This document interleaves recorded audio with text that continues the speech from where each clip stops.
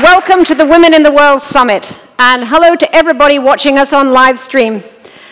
I'd like to give another round of applause to that incredible Michaela de Prince, age 20.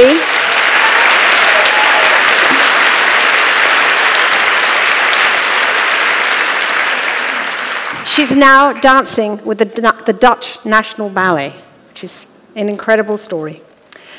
This is our first summit in London, and it's such a pleasure to be here during such a time of vibrant feminist debate. Women in England have always possessed a righteous sense of their place in the world and few inhibitions when it comes to pushing against the limits imposed on them. We want sex. That's what the top of a banner said when women workers were brandishing it in 1968. Why? They were protesting that wages were 15% lower than the men at the car plant in Dagenham. And of course, the full banner read, "We want sex equality." Now that was classic British sauciness. Sauciness in the service of a better society by women everybody now here knows as the Dagenham Girls. Gwen Davis, Sheila Douglas, Eileen Pullen, and Vera Syme, who, thanks to them, they gave us the 1970 Equal Pay Act. And as a matter of fact, they're with us tonight. Please stand, ladies from Dagenham.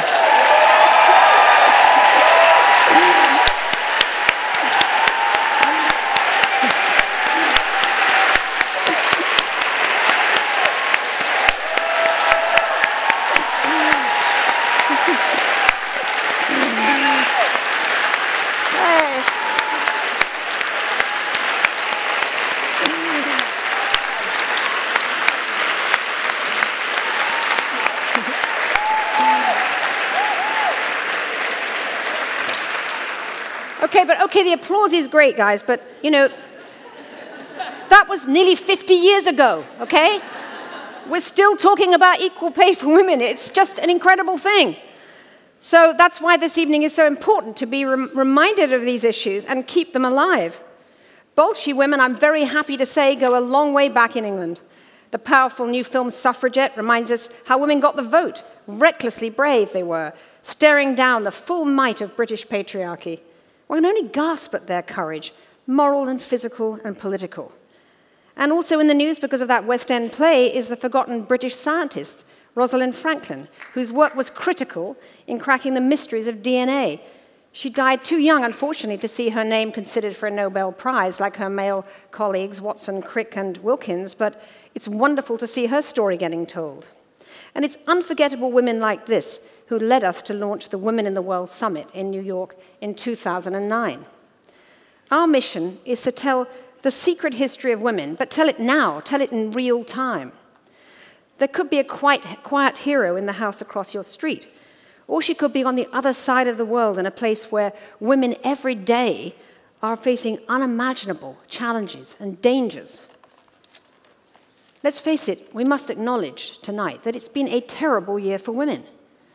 Terrorists from ISIS have abducted and sold thousands of women and girls into domestic and sexual slavery, teaching fighters that the rape of non-believers is a prayer to God. In India, an all-male council ordered that 2 sisters be paraded naked with blackened faces through their village and raped, punishment for their brother's affair with a married woman. In Nigeria, Boko Haram is using girls that they've abducted, some as young as 9, as unwitting suicide bombers. And women in the West have stumbled backwards too. In America, our rape statistics are some of the worst in the world. And right here in the UK, on average, 2 women a week are killed by a violent partner or an ex-partner, and 44% of women have experienced either physical or sexual violence since they were 15 years old. The internet is also rampant with misogyny. But Britain has as many brave, tenacious women today as it did in Mrs. Pankhurst's time, and I'm very happy that so many of them are in this room tonight. Campaigners for human rights, creators of influential new media outlets, founders of new parties, leaders in business, pathbreakers in culture and volunteer life. And let's not forget the men who champion them. Thank you, Harry. There are plenty of them in history, and we have plenty of them tonight at the summit and tomorrow too. I want to just thank our sponsors now for their support. forward-thinking companies bringing all their brand power to advance the cause of women and girls. Dove is a leading sponsor and the exclusive sponsor of the Generation Girl programming that runs throughout the summit. These conversations celebrate the young women like that fabulous Michaela de Prince who are breaking barriers in the pursuit of excellence, real role models for girls. We're also grateful for our leadership sponsors Google, MasterCard, who hosted that terrific reception tonight, and our supporting sponsor, Toyota. We're also proud to have two non-profit partners join us in bringing women in the world to London. Plan UK, whose Because I'm a Girl campaign works to give girls all over the world a better chance, and War Child, a group that's serving the needs of children who've been wrenched from their families in conflict. It's thanks to our new partnership with the New York Times that we can now bring women in the world to London, to audiences across the US, and next month to Delhi. Any of you are in India, please come to the first ever Women in the World India on November the 20th. But it's now my honor to present my formidable co-host tonight for Women in the World, led by best-selling author Frances Osborne. Thank you.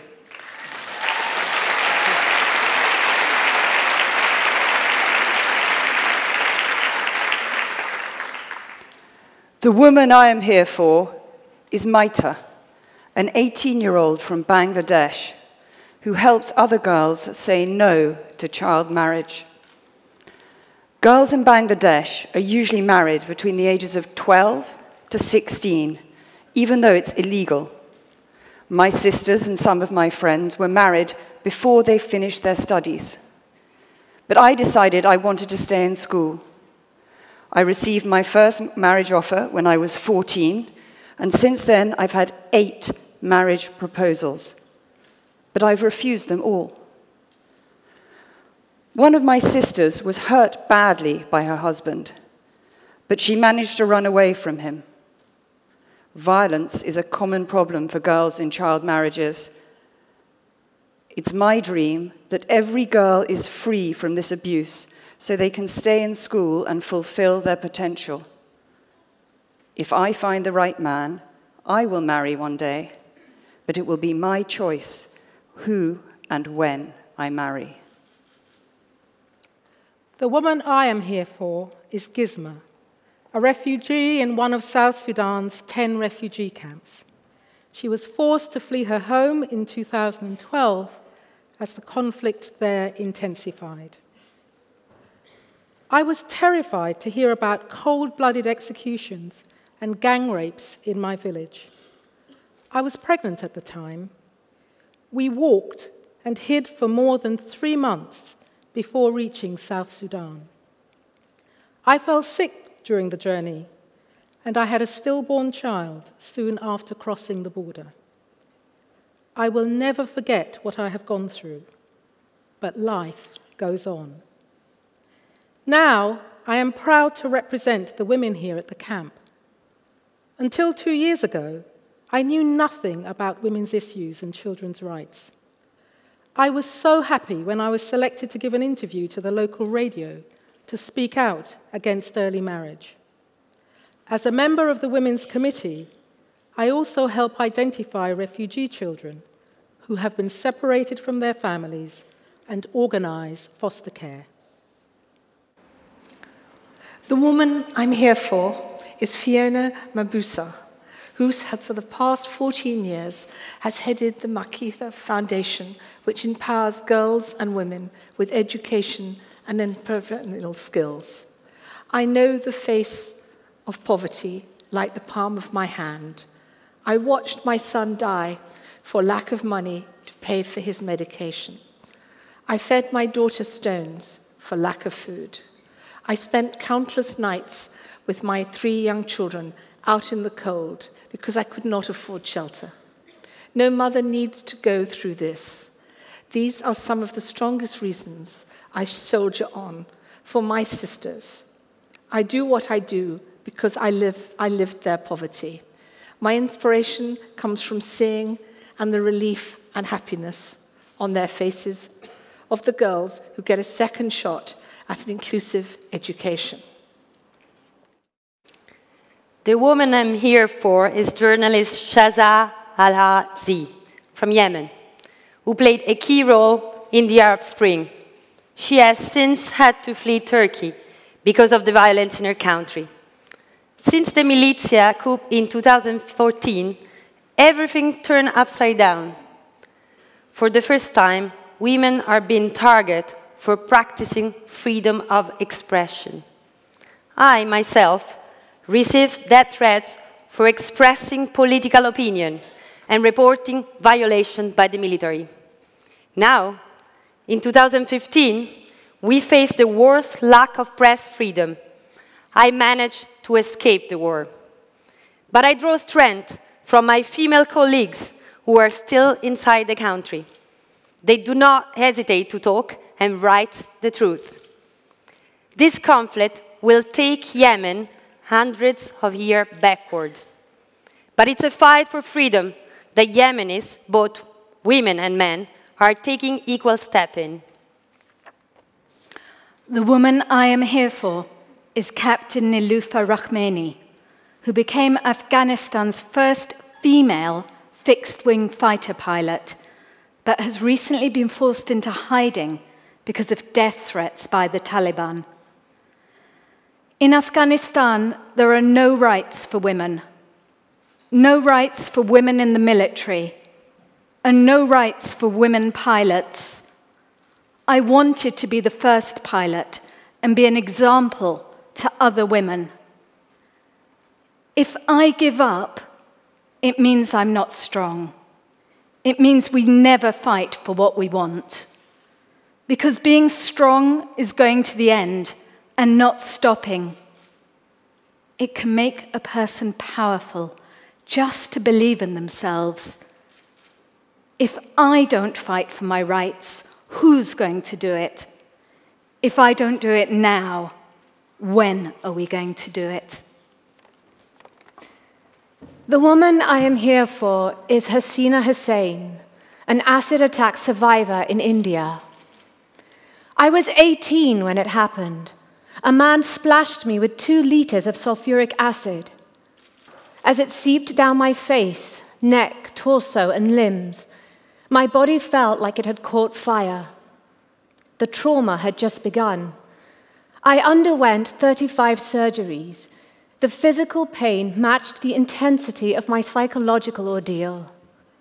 For 10 years after that, I could not move. My family struggled with my suffering and the financial burden of my treatment, but their support was unwavering. Now, although I am blind and disfigured, I have sent my attacker behind bars and have become self-reliant. I have overcome the trauma and taboo of being an acid attack victim. Now, I not only have a full-time job, but I also help other survivors of acid attack rebuild their lives with the NGO Make Love, Not Scars. The girl I am here for is June Eric Eudora, an unstoppable 16-year-old schoolgirl, writer, and activist. I've often felt that there were certain things that I couldn't do because I was a girl. My little sister is 9 and loves football, but questioned whether she could play football because she never saw any female footballers. A friend of mine wanted to be a scientist, but felt this was impossible because she'd never seen any black female scientists. I always find it interesting that Marie Curie won the Nobel Prize, yet I hardly see her on display in schools. Or Dr. Maggie Adrian Pocock, the amazing space scientist. Where is she? Girls live in a society that tells them what matters is how you look. You're reminded that no matter how ambitious or brilliant you are, it doesn't matter because you are a girl. At 16, I already have enough career stress on my plate, and that doesn't need to start earlier. What needs to start earlier is changing the society we live in so girls can have big ambitions and fulfill them. The girl I am here for is Muzun Al-Malahin, a 16-year-old refugee from Syria who lives in the Zatari camp in Jordan, where she is a campaigner for girls' education and against child marriage. The last thing I remember about Syria is my last day at school. I had only 4 weeks left to finish 9th grade when my father told us that we had to flee. He explained that it was not safe anymore, that people were getting killed and arrested. I told him I would rather stay in the middle of the bombings as opposed to leaving my country. When we left Daraa, I could only take a small backpack. I had trouble deciding what I would bring. My father came to my room while I was spreading my belongings on the ground. He told me it didn't matter what I brought with me. Everything you need is in there, he said, and pointed at my forehead. Whatever happens, the only thing that no one can take away from you is what you have in your head.